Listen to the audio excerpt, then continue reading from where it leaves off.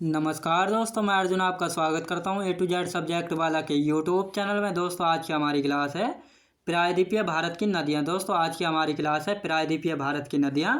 तो आज की क्लास में जानेंगे प्रायद्वीपीय भारत की नदियों के बारे में। तो दोस्तों वीडियो को अंत तक जरूर देखना ताकि सभी क्वेश्चन जो आपको आसानी से याद हो जाएँ। साथ ही दोस्तों अगर आप हमारे चैनल पर पहली बार आएँ तो हमारे चैनल को भी सब्सक्राइब कर लीजिएगा, साथ ही बेल आइकन को प्रेस कर लीजिएगा ताकि हमारे आने वाले वीडियो का नोटिफिकेशन आप तक पहुँचता रहे। चलिए दोस्तों वीडियो को स्टार्ट करते हैं। आज की हमारी क्लास है प्रायद्वीपीय भारत की नदियाँ। दोस्तों प्रायद्वीपीय भारत की नदियों से पहले हमारा हिमालय नदियों का छोटा सा टॉपिक रह गया था, तो इसको पहले कंप्लीट कर लेते हैं। उसके बाद हमारा टॉपिक शुरू होगा प्रायद्वीपीय भारत की नदियों के बारे में।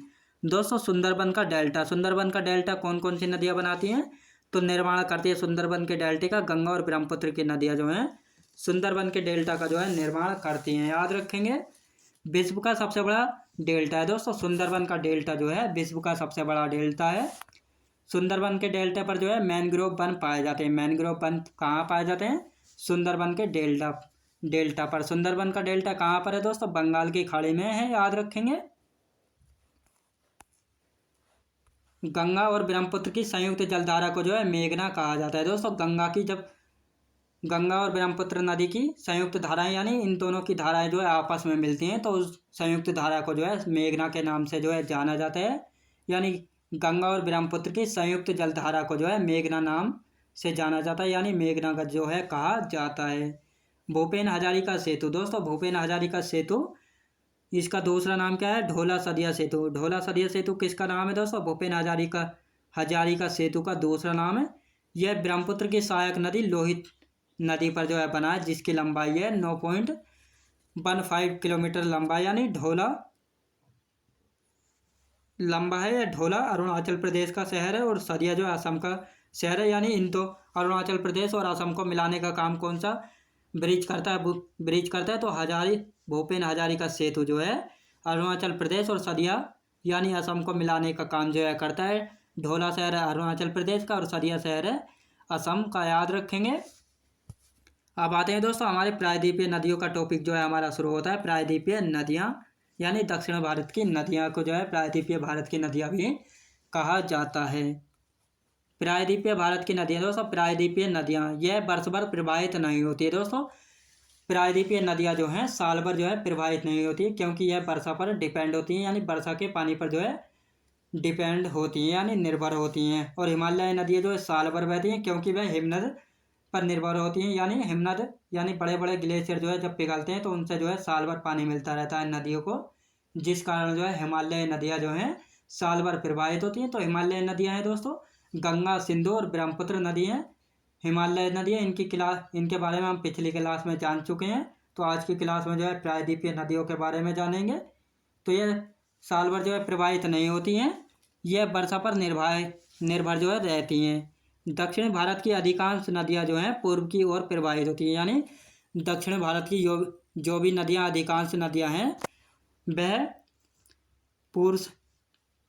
दक्षिण भारत की नदियां जो है पूर्व की ओर प्रवाहित होती हैं, यानी पश्चिम से जो है पूर्व की ओर प्रवाहित होती हैं। यानी पश्चिम से जो है पूर्व की ओर जो है प्रवाहित होती हैं, यानी वेस्ट से ईस्ट की ओर जो है प्रवाहित जो है होती हैं। कारण क्या है दोस्तों? प्रायद्वीपीय पठार का ढलान जो है पूर्व दिशा की ओर है, तो इस कारण जो है दक्षिण भारत की अधिकांश नदियां जो हैं पूर्व की ओर प्रवाहित होती हैं। इसका कारण है प्रायद्वीपीय पठार का ढलान पूर्व की दिशा की ओर है। याद रखेंगे दोस्तों प्रायद्वीपीय नदियों को जो दोस्तों दो भागों में बांटा गया है, पूर्व दिशा में प्रवाहित होने वाली नदियाँ और पश्चिम दिशा में प्रवाहित होने वाली नदियाँ। तो पहले जो है हम पूर्व दिशा में प्रवाहित होने वाली नदियों के बारे में जानेंगे। तो उदाहरण देखते हैं कौन कौन सी नदियाँ हैं जो कि पूर्व दिशा में प्रवाहित होती हैं।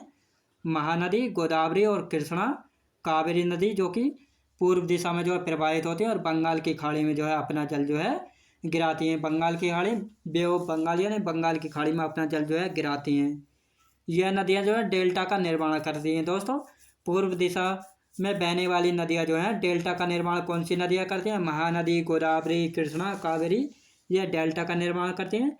इनकी मिट्टी उपजाऊ होती है, यानी जब ये डेल्टा का निर्माण करती हैं तो वो डेल्टा का निर्माण से जो मिट्टी इकट्ठा होती है तो उसकी मिट्टी जो है उपजाऊ जो है होती है। याद रखेंगे। अब देखते हैं दोस्तों पश्चिम दिशा में प्रवाहित होने वाली नदियाँ। उदाहरण क्या है इनके? माही, नर्मदा, ताप्ती अरब सागर में जो है अपना जल गिराती हैं। यानी माही, नर्मदा और ताप्ती नदी जो हैं पश्चिम दिशा में जो है प्रवाहित होने वाली नदियां हैं। ये अरब सागर में जो है अपना जल गिराती हैं और ज्वार नदमुख का जो है निर्माण करती हैं। ज्वार नदमुख यानी एस्चुरी का निर्माण करती हैं। इनकी मिट्टी जो है कम उपजाऊ होती है, यानी इनकी मिट्टी जो है उपजाऊ नहीं होती, क्योंकि ज्वार नदमुख बनाती हैं। ज्वार नदमुख क्या होता है दोस्तों, जब नदियाँ बहती हैं तो बहुत तेज़ गति से बहती हैं, तो सीधे ही जो है अपना जल जो है अरब सागर में गिरा देती हैं, जिस कारण जो है बहुत तेज़ गति से बहने के कारण जो है यह अपना अवसाद जो है, जो भी लेकर अपने साथ अवसाद आती हैं उसको सीधे समुद्र में यानी अरब सागर में जो गिरा देती हैं, जिसके कारण डेल्टा का जो है निर्माण नहीं होता है। जब डेल्टा का निर्माण यानी मिट्टी इकट्ठा नहीं होती, तो इस कारण जो है इनकी मिट्टी उपजाऊ नहीं होती है। जब मिट्टी ही नहीं है तो उपजाऊ कहाँ से होगी, इसीलिए इनकी मिट्टी उपजाऊ नहीं होती। यानी पश्चिम दिशा में प्रवाहित होने वाली नदियाँ माही, नर्मदा और ताप्ती जो है ज्वार नदमुख का निर्माण करती हैं। और पूर्व दिशा की ओर बहने वाली महानदी, गोदावरी, कृष्णा, गोदावरी, ये कावेरी, ये करती हैं डेल्टा का निर्माण। याद रखेंगे। तो आप पहले पढ़ेंगे दोस्तों पूर्व दिशा की ओर बहने वाली नदियों के बारे में पढ़ेंगे। पूर्व दिशा की ओर बहने वाली नदियाँ, तो पहली पूर्व दिशा की ओर बहने वाली पहली नदी कौन सी है दोस्तों, दामोदर नदी के बारे में जानेंगे। उद्गम कहाँ से होता है, यानी उद्गम दोस्तों, उद्गम यानी ये कहाँ से, ये नदी जो है कहाँ से निकलती है। ये पलामू जिला छोटा नागपुर पठार से निकलती है, जो कि झारखंड में। याद रखें दोस्तों, पलामू जिला छोटा नागपुर पठार से जो है निकलती है। कौन सी नदी, दामोदर नदी। बंगाल का शोक कहा जाता है दोस्तों, बंगाल का शोक किस नदी को कहा जाता है, दामोदर नदी को कहा जाता है बंगाल का शोक। दोस्तों बंगाल का शोक क्यों कहा जाता है, क्योंकि दामोदर नदी जब बंगाल में बहती है तो अपने साथ जो है बाढ़ लेकर आती है, यानी भयंकर बाढ़ लेकर आती है। तो इसी कारण जो है इसको बंगाल का शोक जो है कहा जाता है। हुगली की सहायक नदी है दोस्तों, हुगली की सहायक नदी कौन सी है, दामोदर नदी जो है हुगली की सहायक नदी है। याद रखेंगे सहायक नदी। अब देखते हैं दोस्तों दामोदर की सहायक नदी है। दामोदर की सहायक नदियाँ कौन कौन सी है, बोकारो, कोनार, बराकर। तो ये तीन नदियाँ जो हैं दामोदर की सहायक नदियाँ हैं, बोकारो, कोनार और बराकर नदी। याद रखेंगे। बोकारो इसके तट पर बसा है। याद रखेंगे दोस्तों, बोकारो जो है इसके तट पर बसा है। अब देखते हैं नंबर 2 पर आती है दोस्तों स्वर्णरेखा नदी। स्वर्णरेखा नदी का उद्गम कहाँ से होता है दोस्तों, स्वर्णरेखा नदी। स्वर्णरेखा नदी का उद्गम कहाँ से होता है, छोटा नागपुर के पठार से जो है स्वर्णरेखा नदी का उद्गम होता है, जमशेदपुर, झारखंड में। दोस्तों झारखंड का जमशेदपुर जो है इसी नदी के तट पर है। याद रखेंगे स्वर्णरेखा नदी के तट पर जो है जमशेदपुर शहर जो है बसा है। इस स्वर्णरेखा नदी के रेत से जो है सोना निकाला जाता है, यानी स्वर्णरेखा नदी के रेत में जो है सोने के छोटे छोटे कण यानी पार्टिकल पाए जाते हैं। किस नदी के रेत में पाए जाते हैं, स्वर्णरेखा नदी के तट पर, स्वर्णरेखा नदी के रेत में। याद रखेंगे। अत्यधिक प्रदूषित नदी, अत्यधिक प्रदूषित नदी यानी जैव मरुस्थल है। इस नदी में जो है अत्यधिक प्रदूषण वाला पानी जो है बहता है, क्योंकि इसमें जो है उद्योगों का जो है पानी सब इसी में बहता है, तो इसीलिए जो है ये अत्यधिक प्रदूषित नदी जो है कहलाती है। प्रदूषण के कारण जो है जीव जंतु नहीं पाए जाते हैं दोस्तों। स्वर्णरेखा नदी में जो है अत्यधिक प्रदूषित होने के कारण जो है इसमें जीव जंतु यानी कीड़े मकोड़े जो है मछली, कछुआ, अन्य कीड़े मकोड़े जो है नहीं पाए जाते हैं। किस नदी में नहीं पाए जाते हैं दोस्तों, स्वर्णरेखा नदी में। उद्गम कहाँ से होता है, छोटा नागपुर के पठार से। झारखंड का जमशेदपुर कहाँ पर स्थित है, स्वर्णरेखा नदी के तट पर स्थित है। स्वर्णरेखा नदी के रेत से जो है सोना निकाला जाता है, सोना यानी छोटे छोटे कण पाए जाते हैं सोने के स्वर्णरेखा नदी के रेत में। अत्यधिक प्रदूषित नदी कौन सी है, स्वर्णरेखा नदी है, इसको जैव मरुस्थल के नाम से भी जानते हैं। अत्यधिक प्रदूषित होने के कारण जो है इसमें जीव जंतु यानी कीड़े मकोड़े या जलीय जीव जो है नहीं पाए जाते हैं। याद रखेंगे। अब आती है दोस्तों ब्राह्मणी नदी। ब्राह्मणी नदी का उद्गम कहाँ से होता है, छोटा नागपुर के पठार से होता है। याद रखेंगे। ब्राह्मणी नदी का उद्गम जो है छोटा नागपुर के पठार से होता है। दोस्तों ये इतनी इम्पोर्टेंट नहीं है, तो इसके लिए बस ये इतना ही महत्वपूर्ण है कि इसका उद्गम जो है कहाँ से होता है, छोटा नागपुर के पठार से जो है होता है। अब आती है दोस्तों महानदी। महानदी आती है दोस्तों अब चौथे नंबर की आती है महानदी। उद्गम कहाँ से होता है महानदी का, सिहावा पहाड़ी से होता है, छत्तीसगढ़ में है सिहावा पहाड़ी। लंबाई कितनी है, 850 किलोमीटर की लंबाई है महानदी की। उड़ीसा का शोक कहा जाता है दोस्तों। जब यह छत्तीसगढ़ से उड़ीसा में प्रवेश करती है तो अपने साथ जो है एक भयंकर बाढ़ लेकर जाती है, यानी भयंकर बाढ़ लेकर जाती है कहाँ पर, उड़ीसा में। तो इसीलिए जो है इसको उड़ीसा का जो है शोक कहा जाता है। उड़ीसा के तट पर जो है डेल्टा का निर्माण करती है दोस्तों। उड़ीसा के तट पर जो है डेल्टा का निर्माण करती है महानदी। उड़ीसा में हीराकुंड बांध बना है, किस नदी पर बना है, महानदी पर जो है बना है, याद रखेंगे। महानदी का उद्गम कहाँ से होता है, सिहावा पहाड़ी छत्तीसगढ़ से होता है। लंबाई कितनी है, 850 किलोमीटर की लंबाई है। उड़ीसा का शोक किसे कहा जाता है दोस्तों, महानदी को कहा जाता है। उड़ीसा के तट पर डेल्टा का निर्माण करती है। उड़ीसा में हीराकुंड बांध जो है बना है महानदी पर, याद रखेंगे। अब आती है दोस्तों गोदावरी नदी। गोदावरी नदी आती है। गोदावरी नदी का उद्गम कहाँ से होता है, त्र्यंबक गांव नासिक महाराष्ट्र से जो है इसका उद्गम होता है। यानी त्र्यंबक गांव पड़ता है नासिक में और नासिक पड़ता है गांव नासिक महाराष्ट्र से जो है गोदावरी का उद्गम होता है। लंबाई कितने, 1465 किलोमीटर की लंबाई है गोदावरी नदी की। महाराष्ट्र, तेलंगाना, तेलंगाना से आंध्र प्रदेश में बहती है और डेल्टा कहाँ पर बनाती है, आंध्र प्रदेश के तट पर जो है डेल्टा बनाती है। दक्षिण भारत की सबसे बड़ी और लंबी नदी है दोस्तों दक्षिण भारत की, यानी जो यह जो है दक्षिण भारत का हिस्सा हो गया।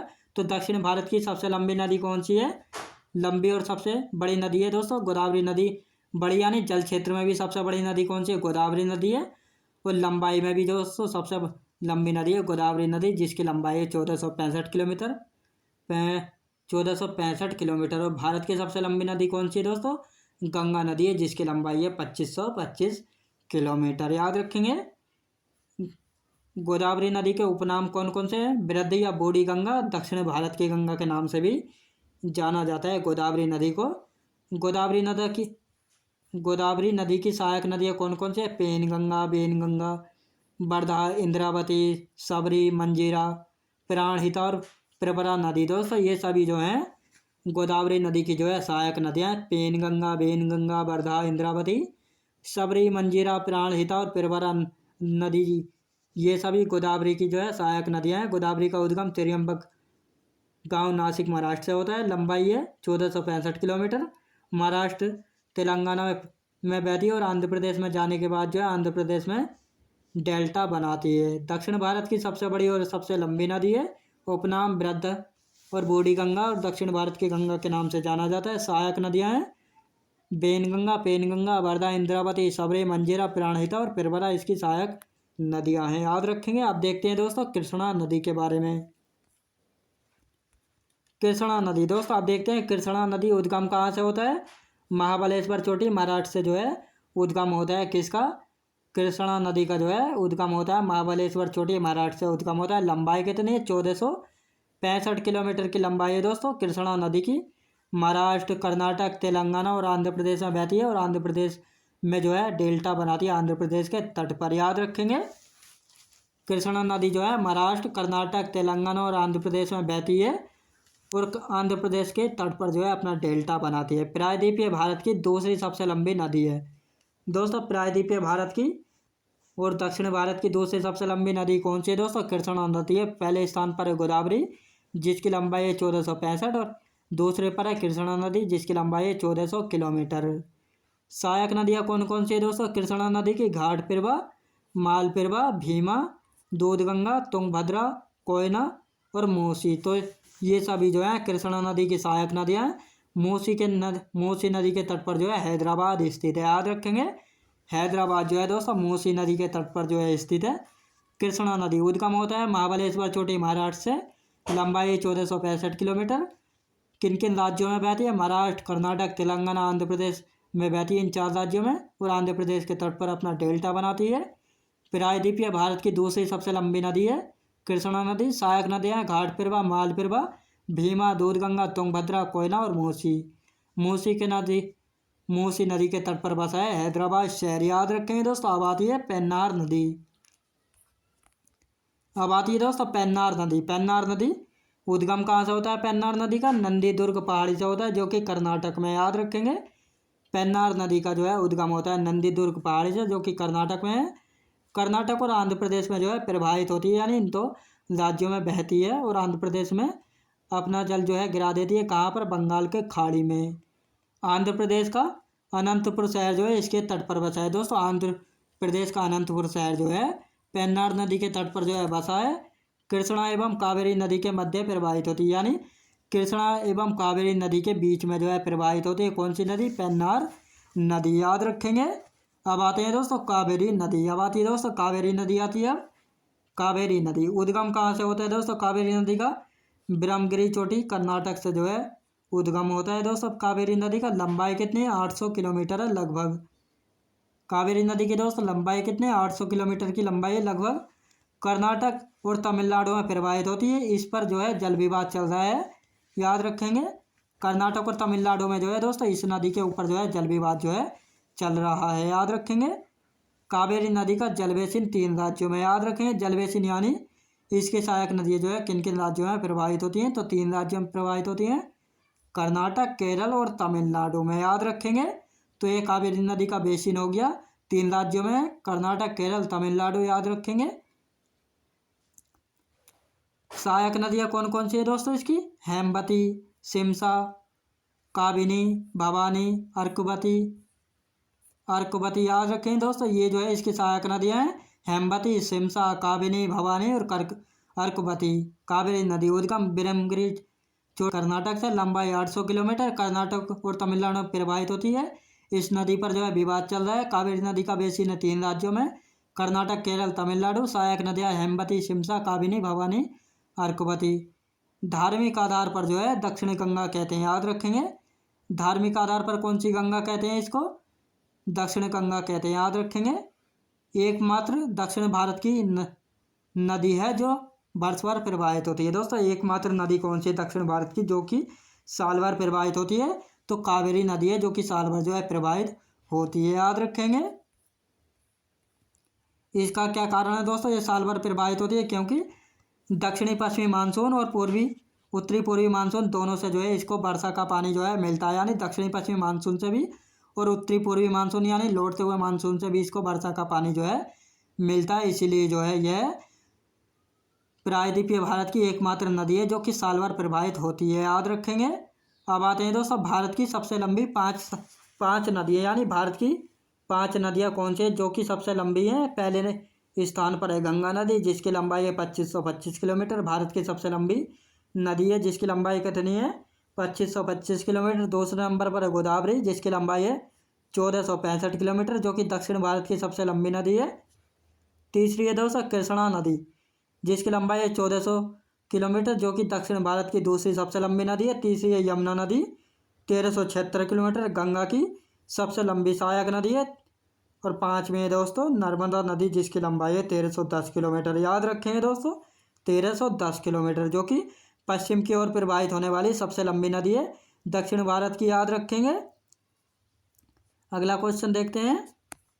अब देखते हैं दोस्तों पश्चिम दिशा की ओर प्रवाहित होने वाली नदियाँ, याद रखेंगे। पश्चिम दिशा की ओर प्रवाहित होने वाली ये नदियाँ, यानी ये वेस्ट हो गया, और इधर ईस्ट यानी इधर से जो नदियाँ इधर को बहती हैं पश्चिम को। तो कौन कौन सी नदियाँ दोस्तों? पहले स्थान पर आती है लूनी नदियाँ। पश्चिम यानी अरब सागर में अपना जल जो है ये नदियाँ गिराएंगी पश्चिम सागर में, पश्चिम की तरफ बहने वाली पहली नदी है लूनी नदी। उद्गम कहाँ से होता है दोस्तों इसका? नाग पहाड़ से होता है जो कि अजमेर राजस्थान में है। राजस्थान से गुजरात में प्रवाहित होती है दोस्तों, राजस्थान और गुजरात में प्रवाहित होती है और गुजरात के कच्छ के दलदल में जो है समाप्त हो जाती है, याद रखेंगे।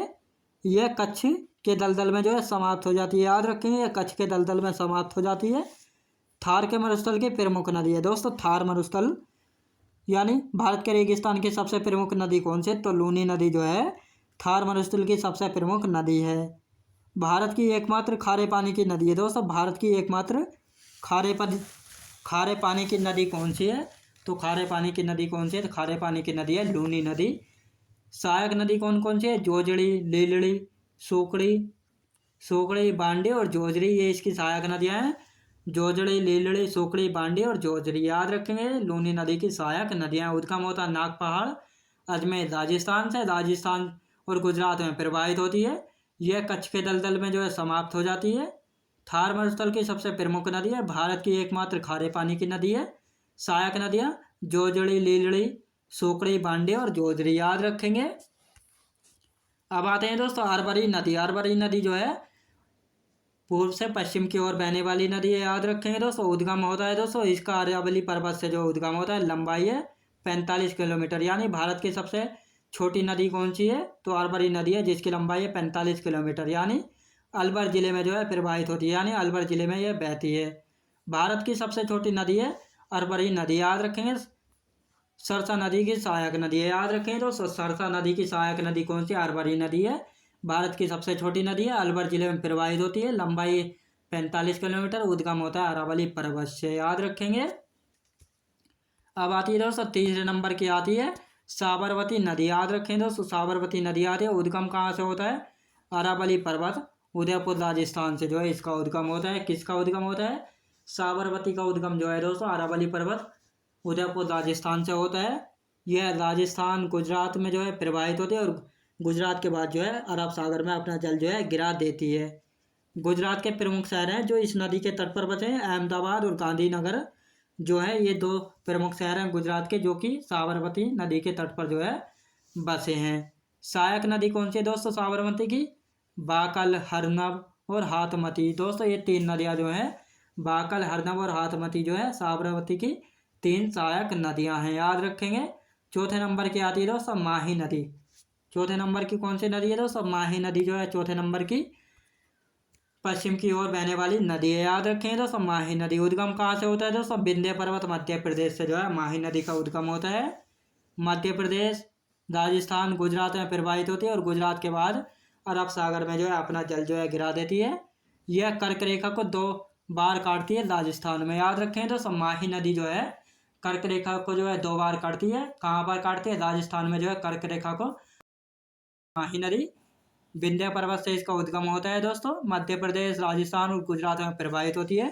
इसकी सहायक नदियाँ हैं ईरू, नोरी, चैप, सोम और जाखम। इसकी ये 5 सहायक नदियाँ, ईरू, नोरी, चैप, सोम और जाखम इसकी 5 सहायक नदियाँ हैं, याद रखेंगे दोस्तों। अब आती है 5वें नंबर की आती है नर्मदा नदी, याद रखेंगे। नर्मदा नदी उद्गम कहाँ से होता है, अमरकंटक चोटी मध्य प्रदेश से जो है नर्मदा नदी का जो उद्गम होता है दोस्तों। नर्मदा नदी का उद्गम होता है अमरकंटक चोटी मध्य प्रदेश। लंबाई कितनी है, 1310 किलोमीटर, याद रखेंगे। यह मध्य प्रदेश, महाराष्ट्र, गुजरात और गुजरात के बाद अरब सागर में जो है अपना जल गिरा देती है, यानी 3 राज्यों में प्रवाहित होती है नर्मदा नदी। मध्य प्रदेश, महाराष्ट्र, गुजरात और गुजरात के बाद अरब सागर में अपना जल गिरा देती है। लंबाई कितनी है, 1310 किलोमीटर है। उद्गम होता है अमरकंटक चोटी मध्य प्रदेश से। पश्चिमी भारत, पश्चिम की ओर प्रवाहित होने वाली दक्षिण भारत की सबसे लंबी नदी है दोस्तों। पश्चिम की ओर जो है प्रवाहित होने वाली सबसे लंबी नदी कौन सी, दक्षिण भारत की सबसे लंबी नदी कौन सी है, तो दक्षिण भारत की सबसे लंबी नदी है पश्चिम की ओर प्रवाहित होने वाली नर्मदा नदी है, जिसकी लंबाई है 1310 किलोमीटर, याद रखेंगे। जबलपुर जो कि एमपी का शहर है जबलपुर और गुजरात का शहर भड़ोच जो है इसी नदी के तट पर बसे, याद रखेंगे। गुजरात का भड़ोच और मध्य प्रदेश का जबलपुर, ये दोनों शहर जो है नर्मदा नदी के तट पर जो है बसे हैं। नर्मदा नदी जो है सतपुड़ा पर्वत के उत्तर में भ्रंश घाटी में प्रवाहित होती है दोस्तों। नर्मदा नदी जो है सतपुड़ा पर्वत के उत्तर में जो है भ्रंश घाटी में प्रवाहित होती है, याद रखेंगे दोस्तों। भ्रंश घाटी में प्रवाहित होने वाली नदी कौन सी है, नर्मदा नदी है। यह ज्वार नदमुख का निर्माण करती है, याद रखें दोस्तों। ज्वार नदमुख का जो है निर्माण कौन सी नदी करती है, नर्मदा नदी जो है करती है, याद रखेंगे। सहायक नदियाँ कौन कौन सी है दोस्तों, हालन, बंजरा, बरना और तबा किसकी सहायक नदियाँ हैं दोस्तों, ये नर्मदा नदी की सहायक नदियाँ हालन, बंजरा और बरना और तबा, ये 4 सहायक नदियाँ हैं किसकी, नर्मदा नदी की, याद रखेंगे।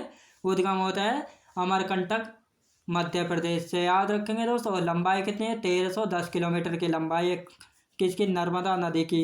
पश्चिम की ओर बहने वाली दक्षिण भारत की सबसे लंबी नदी है, याद रखेंगे। अब नेक्स्ट कौन सी आती है दोस्तों, ताप्ती यानी तापी नदी आती है अगली नदी। 6ठे नंबर की नदी आती है दोस्तों ताप्ती यानी तापी नदी।